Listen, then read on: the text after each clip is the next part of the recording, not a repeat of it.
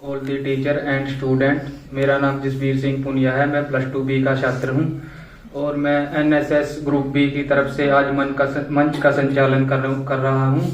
सबसे पहले तो मैं सतेंद्रपाल सर और नील सर और सर का धन्यवाद करूंगा, जिन्होंने एनएसएस के इस कार्य में हमारा सहयोग किया, हमें मोटिवेट किया, टाइम टू टाइम बताया ये चीज ऐसे करनी है, ऐसे करनी है। बहुत बहुत धन्यवाद सर का सभी स्टूडेंट की तरफ से। और एनएसएस में हमें भाग मिला, सभी 750 बच्चों में से हम बहुत भाग्यशाली हैं। 50 बच्चे जो सर ने हमें चुना एनएसएस के लिए। और आज सिपाही में भी सभी बच्चों ने बहुत बड़ा सहयोग किया। ग्राउंड की कल भी हमने बहुत अच्छी सिपाही की थी, आज भी। तो मैं मेरे ग्रुप से प्रिया को बुलाना चाहता हूँ, वो song सुनाएगी।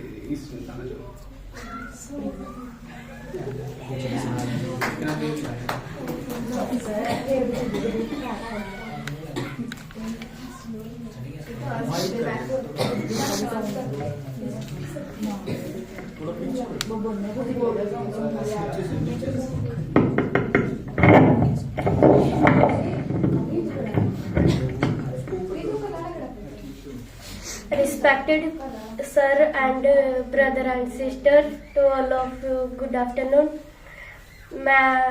My name is Priya. I standard +2 B class, member of B। मैं आप सभी को नशा मुक्ति के बारे में बताना चाहती हूँ। नशा वह अवस्था है जो शराब, फीम, गांजा आदि मादक द्रव्य खाने व पीने से होती है। यह जहरीले और नशीले पदार्थों का सेवन से व्यक्ति को शारीरिक, मानसिक और आर्थिक हानि पहुंचाने के साथ ही इससे सामाजिक वातावरण भी प्रदूषित होता है। बीड़ी, सिगरेट, चरस पीने वालों को जब भरपूर नशा नहीं मिलता तब वे शराब और हेरोइन जैसे मादक पदार्थों की ओर अग्रसर होते हैं। आदमी नशा क्यों करता है?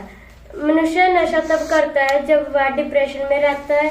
फिर अगर उसे किसी बात का दुख हो तो उस दुख को भूलने के लिए मनुष्य नशा करता है। इसलिए मैं कहना चाहती हूँ कि अपनी लाइफ में कभी भी नशा नहीं करना चाहिए। धन्यवाद। तो जैसे कि हमारी सिस्टर प्रिया ने नशा मुक्ति के बारे में बहुत अच्छा बताया हम सबको, और हमने इस पे अमल भी करना है। नशा हमारे समाज की सबसे, कहते हैं कि सबसे गंदी आदत है। समाज में जो व्यक्ति नशा करता है उसको देखकर दूसरे व्यक्ति भी नशा करने लग जाते हैं, और इससे बहुत ही हानिकारक प्रभाव होते हैं समाज में। चोरी जैसे बहुत ही गंदी बातें ये। तो मैं अब सर को बुलाना चाहता हूँ, सतेंद्रपाल सर को, 2 बात हम सब कुछ।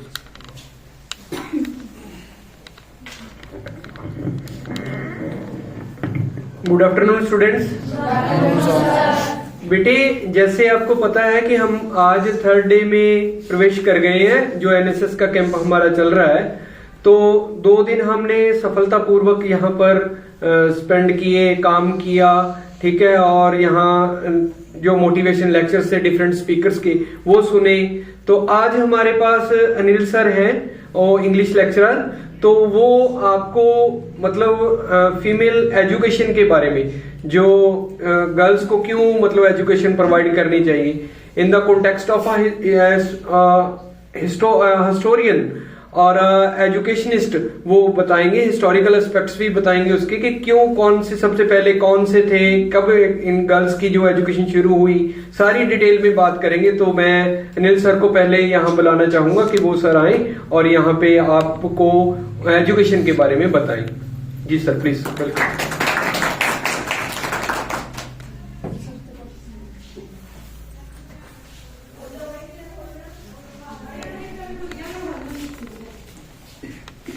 Thank you sir.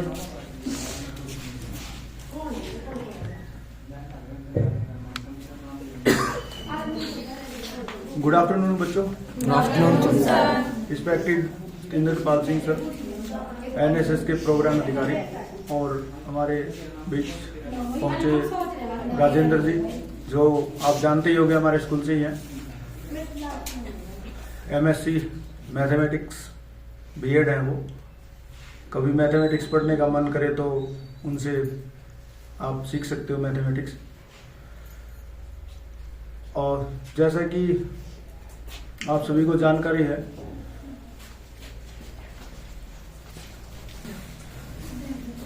आगे से एनएसएस से मेरा लिंक बता देता हूँ मैं कि मैं जो पहले बरवाला स्कूल में था, गवर्नमेंट मॉडल संस्कृति सीनियर सेकेंडरी स्कूल में, तो मैं भी लगभग 5 साल एनएसएस का प्रोग्राम अधिकारी रहा हूँ। जैसे अभी सतिंदरपाल सिंह सर है ना, वैसे सेम। तो एक तो हमें जो एक छोटी सी बात बताई जाती है वो बताना चाहता हूँ मैं आपको कि एनएसएस, अगर आपसे कोई क्वेश्चन पूछे कि एनएसएस में हम जो भी कार्यक्रम वगैरह अटेंड कर लेते हैं तो उसके बाद ऐसा क्या हो जाता है, मतलब क्या परिवर्तन होता है, मतलब एनएसएस क्यों है। तो इसका हमारे एक ऑफिसर ने उत्तर दिया था कि हमारे बिहेवियर में चेंज होना चाहिए। जो एनएसएस के नहीं हैं वॉलंटियर्स और हम हैं एनएसएस के वॉलंटियर्स, तो हम दोनों में क्या होना चाहिए, डिफरेंस होना चाहिए, वो दिखना चाहिए।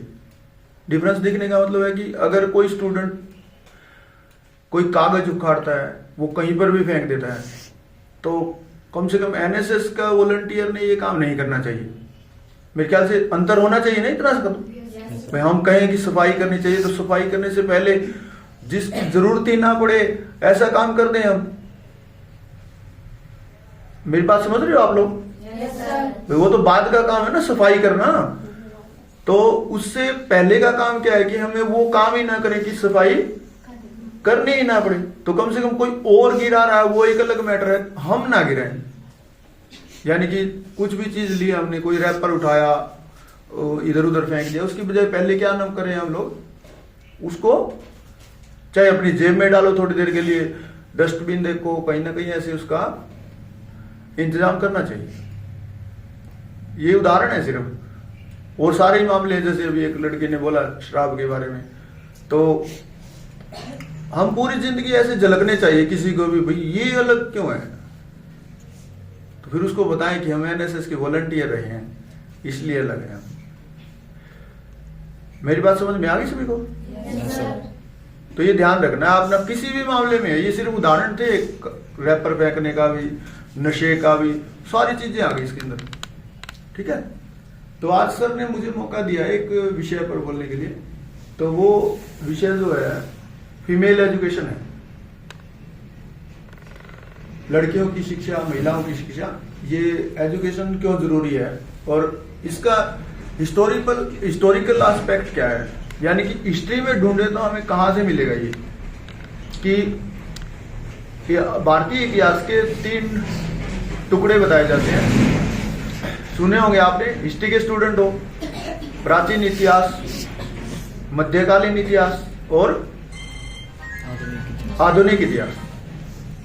ठीक है, तो उसमें से आधुनिक इतिहास में रहूंगा मैं थोड़ी देर के लिए। जब अंग्रेजों का राज था भारत पर, तो उस टाइम उन्होंने एक स्थिति देखी थी यहां पर कि लड़कियां पढ़ती नहीं थी, क्योंकि वे तो राजा थे ना उस टाइम के। क्या कोई किसी राजा का ये फर्ज बनेगा कि भाई भारत देश में लड़कियां पढ़ती नहीं है तो उनको ये अधिकार मिलना चाहिए? बनता है किसी राजा का फर्ज ये? मेरे ख्याल से बनता होगा, है ना? तो उन्होंने इस बारे में सोचा। तो भारत देश में एजुकेशन शुरू की गई लड़कियों के बारे में। लेकिन उससे पहले हमारे भारत देश के लोगों का मानसिक स्तर क्या है एजुकेशन के बारे में, भाई लड़कियों को एजुकेशन दी जानी चाहिए या नहीं दी जानी चाहिए। तो हमारे दिमागों में क्या है कि अगर किसी लड़की को एजुकेशन दी जाएगी तो उसका पति, मतलब शादी के बाद उसका पति मर जाएगा। हमारे दिमागों में ये बात है। तो अंग्रेजों ने जब स्टार्टिंग में एजुकेशन देने की कोशिश की थी, तो उस टाइम महाराष्ट्र से मैं थोड़ा जोड़ रहा हूं। महात्मा ज्योतिराव फुले जी, उन्होंने जो एजुकेशन ली थी तो उन्होंने सोचा था कि मैं लड़कियों को पढ़ाने के लिए संघर्ष करूंगा। अब जब वो लड़कियों को, महिलाओं को पढ़ाने के लिए संघर्ष करने लगे तो सबसे पहली परेशानी उनको ये आई थी कि सभी लोगों ने उनको ये कहा कि औरों की लड़कियों को या बेटियों को पढ़ाना है, उससे पहले आप अपनी वाइफ को पढ़ाओ ना। क्योंकि दिमागों में क्या है सभी के कि कोई लड़की पढ़ेगी अगर तो उसका पति मर जाएगा। आपने भोली लेसन पढ़ा है 9th में सभी ने? तो भोली को स्कूल क्यों भेजा गया था पता आपको? लेसन में है, स्टोरी में क्यों भेजा गया था? क्योंकि उसके अंदर कारण दे रखा है भोली लेसन में। फिर निकाल लेना, आज किसी न किसी के पास बुक मिल जाएगी ना। बुक मिलनी मुश्किल तो नहीं है, पड़ोस में मिल जाएगी, घर में भी मिल जाएगी, किसी और से भी मिल जाएगी। उसका आंसर लिख रखा है उसके अंदर कि उस लड़की की शादी होने की उम्मीद ही नहीं थी, क्योंकि वो हकलाकर बोलती थी और उसके चेहरे पर स्मॉल पॉक्स के निशान थे। उसके अंदर लिखा हुआ है, देख लेना, कि उसको एजुकेशन के लिए इसलिए भेजा गया क्योंकि उसकी शादी की उम्मीद नहीं थी। शादी की उम्मीद होती तो नहीं भेजा जाता उसको, फिर तो कोई शादी नहीं करता। मैं उल्टा बता रहा हूं आपको, समझ में आ रहा है? जो हम सामान्य दिमाग में है ना, वो उसकी बजाय दूसरे तरीके से समझा रहा। तो जब महात्मा ज्योतिराव फुले जी जो महाराष्ट्र से थे, पुणे शहर से, पुणे बोलते हैं आजकल उसको, तो उन्होंने सबसे पहले अपनी वाइफ को पढ़ाया। क्योंकि और किसी को पढ़ाते हैं तो पंगा शुरू हो जाता है कि अपनी वाली वाइफ को पढ़ाना, मरेगा। मेरी बात समझ में आ रही सभी को? मान लिया मेरी बेटी को पढ़ाने का मामला खड़ा होगा तो मैं कहूंगा नहीं, मैं मेरी बेटी को नहीं पढ़ाऊंगा, क्योंकि इसके साथ तो शादी नहीं करेगा। क्योंकि सभी के दिमाग में क्या है, शादी होगी तो उसका पति मर जाएगा। फिर समस्या खड़ी होगी महात्मा फुले जी के सामने, महात्मा ज्योतिराव फुले जी के सामने। और उनकी हिम्मत कैसे हुई कि उस दौर में सभी लोगों के दिमाग में ऐसा है कि पति मर जाएगा, तो उन्होंने क्यों पढ़ाना शुरू किया? इसका कारण बता रहा हूं मैं आपको। क्योंकि अंग्रेज लोग भारत में थे, कुछ लोग थे अंग्रेज यहां पर जो राज कर रहे थे, और उनकी पत्नियां भी थी, वे भी पढ़ी लिखी थी। अंग्रेज पढ़े लिखे थे और उनकी पत्नियां भी पढ़ी लिखी थी। तो महात्मा फुले जी ने देखा कि ये महिला पढ़ी लिखी है तो इसका पति मरना चाहिए, जैसा हमारे दिमागों में था, इंडियन लोगों के दिमागों में। तो उन्होंने ये बात को महसूस किया कि अगर इंग्लैंड से कोई लड़की है, उसकी शादी हो जाती है तो उसका पति नहीं मरता है, तो या इंडियन लड़की होगी तो उसकी शादी की जाएगी तो क्या उसका पति मरेगा? मरेगा या नहीं मरेगा? नहीं मरेगा। तो इसलिए उन्होंने सबसे पहले किसको पढ़ाया? अपनी वाइफ को पढ़ाया और लोगों के सामने आदर्श प्रस्तुत किया, उदाहरण प्रस्तुत किया कि देखो मैं भी नहीं मर रहा हूं। अगर मैं नहीं मर रहा हूं तो अगर आपकी बेटियां या पत्नियां पढ़ेंगी तो उनके भी पति नहीं मरेंगे। मेरी बात समझ में आ रही सभी को? ये उन्होंने प्रैक्टिकल चीज देखी, किसी ने कुछ भी दिमाग में डाल लिया, उसको देखने सुनना, उसको मान लिया, ऐसा नहीं किया उन्होंने प्रैक्टिकल में देखा कि सच्चाई क्या है। और फिर उनकी पत्नी जो सावित्रीबाई फुले थी, भारत देश की, जो मैं आधुनिक भारत की बात कर रहा था, उसमें फर्स्ट फीमेल टीचर कहलाती है। हिंदी में कहें तो हम ऐसा बोल देते हैं, पहली महिला अध्यापिका। ठीक है, चाहे महिला शब्द बोले चाहे ना बोले, सीधा अध्यापिका भी बोल सकते हैं। पहली अध्यापिका थी और वो पहली प्रिंसिपल भी थी, क्योंकि प्रिंसिपल तो फिर अपने आप ही बनेगी ना, मुख्य अध्यापिका भी अपने आप बनेगी। और प्रॉपर वे से महिलाओं के अधिकारों के लिए काम करने वाली पहली सामाजिक महिला भी थी। सामाजिक महिला क्या क्या अर्थ होता है कि मैक्सिमम महिलाएं अपने घर में रहती हैं, अपने घर के काम करती हैं, वो पारिवारिक महिलाएं होती हैं। दोनों शब्दों में अलग अलग महसूस होगा फर्क आपको, एक पारिवारिक महिला होती है और एक सामाजिक महिला होती है। एक दूसरी समाज में जाती है, समाज के लोगों को जागरूक करती है, समझाती है लोगों को। तो जब वो पहली सामाजिक महिला भी थी, कुछ बहुत सारी चीजें जुड़ती हैं इसके साथ में, ये भी पहले नंबर पर थी, वो ये भी पहले नंबर पर थी, ये भी पहले नंबर पर थी। और जब वो शुरू में पढ़ाने के लिए जाती थी स्कूल में, उससे पहले की शुरुआत कि जब उन्होंने पढ़ाना शुरू किया तो जो उनके ससुर थे, यानी कि मैं जिनका जिक्र कर रहा था महात्मा ज्योतिराव फुले जी, उनके माँ बाप ने उनको घर से निकाल दिया था कि भी इतना गंदा काम करोगे, लड़कियों को पढ़ाने का काम।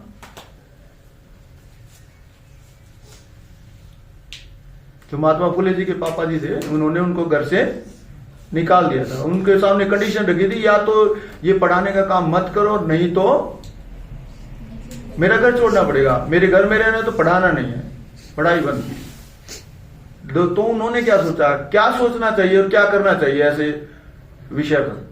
हमारे घर के सदस्य जब हमारे खिलाफ हो जाए तो क्या करें, छोड़ देगा? उन्होंने छोड़ दिया। उनको जगह जो दी वो उस्मान मियां खान जी और फातिमा शेख जी, भाई बहन थे ये, इन्होंने अपने घर में जगह दे दी। और फातिमा शेख जी